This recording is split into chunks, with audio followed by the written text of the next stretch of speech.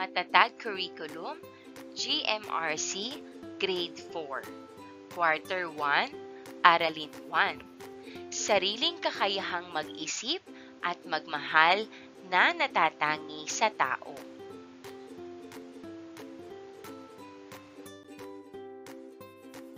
Magandang buhay mga bata!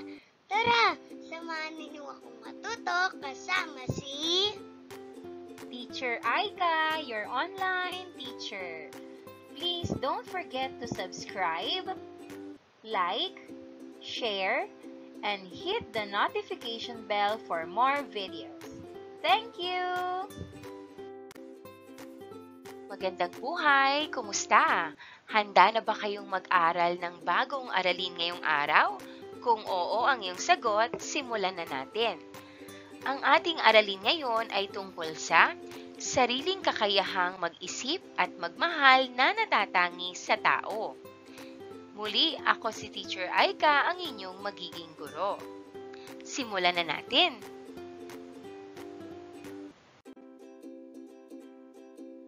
Mga pamantayang pangnilalaman. Natututuhan ng mag-aaral ang pag-unawa sa sariling kakayahang mag-isip at magmahal na natatangi sa tao. Mga pamantayan sa pagganap na isasagawa ng mag-aaral ang mga kilos na nagpapakita ng kakayahang mag-isip at magmahal ng tao bilang tanda ng pagpapahalaga sa sarili.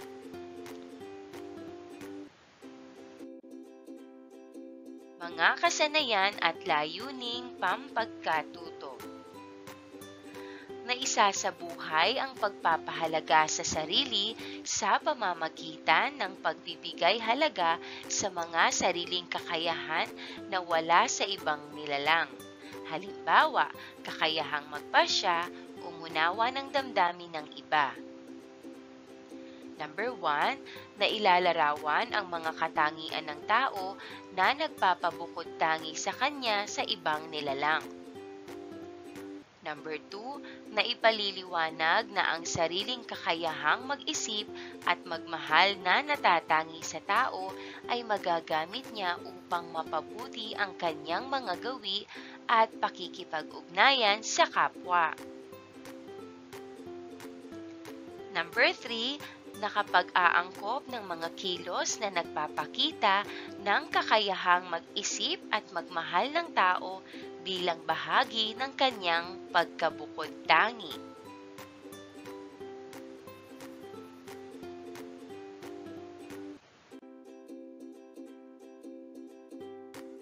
Ano nga ba ang pag-iisip? Ang pag-iisip ay ang proseso ng paggamit ng ating utak para maunawaan ang mundo sa ating paligid. Sa pamamagitan ng pag-iisip, kaya nating isa-isahin natin.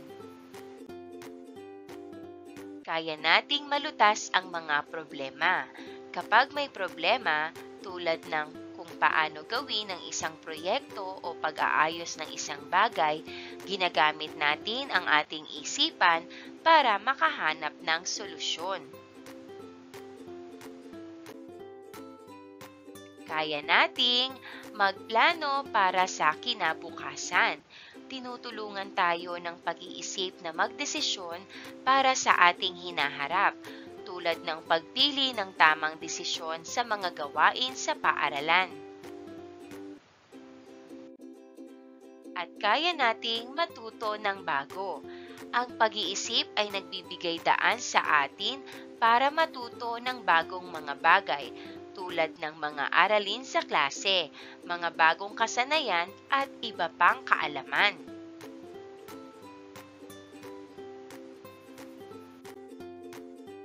Dumako naman tayo sa salitang pagmamahal. Ano nga ba ito? Ang pagmamahal ay ang pakiramdam ng malalim na pag-aalaga at pagpapahalaga sa iba. Ito ay may iba't ibang anyo, tulad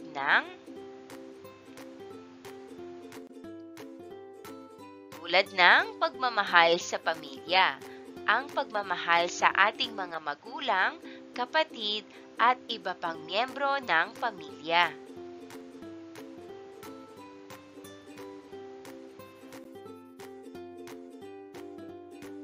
tulad ng pagmamahal sa kaibigan. Ang pagmamahal sa mga kaibigan na nagbibigay sa atin ng saya at suporta.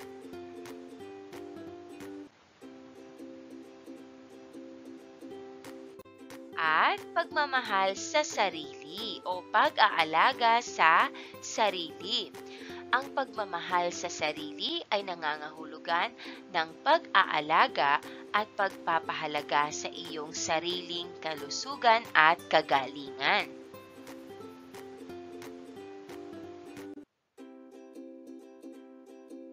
Tandaan na ang mga kakayahang ito ang nagiging dahilan kung bakit tayo ay may espesyal na lugar sa mundo.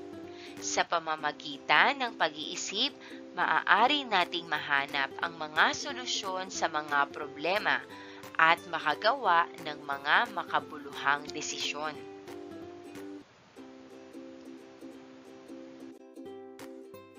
Sa pagmamahal, maaari tayong magkaroon ng malalim na ugnayan at makapagbigay ng saya sa iba. Huwag nating kalimutan na gamitin ang ating mga kakayahan upang maging mabuting tao at tumulong sa iba.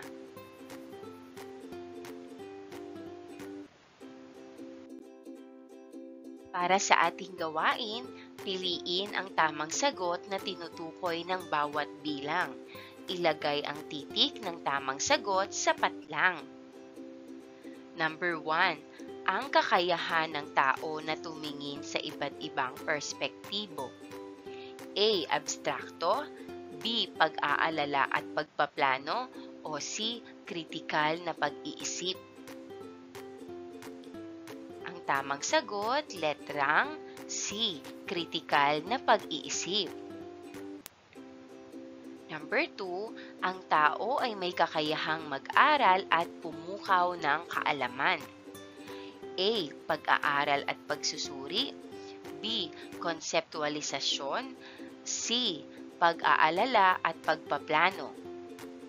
Ang tamang sagot, letrang A. Pag-aaral at pagsusuri. Para sa ating gawain, ilista ang miyembro ng iyong pamilya at ilarawan ang mga katangian nila na nagpapabukod-tangi sa kanila sa ibang nilalang. Miyembro ng pamilya at kanilang katangian. Ikalawa, maglista ng 10 sa iyong kaklase at ilarawan ang mga katangian nila na nagpapabukod-tangi sa kanila sa ibang nilalang. Pangalan ng 10 kaklase at katangian nila. Ikatlo, maglista ng pangalan ng 10 bayani at ilarawan ang mga katangian nila na nagpapabukod-tangi sa kanila sa ibang nilalang. Pangalan ng 10 bayani at kanilang katangian. Number 3, ang tao ay may kakayahang mag-isip kahit wala itong pisikal na anyo. A. Kritikal na pag-iisip, B. Abstrakto, o C. Pag-aaral at pagsusuri. Ang tamang sagot, letrang B.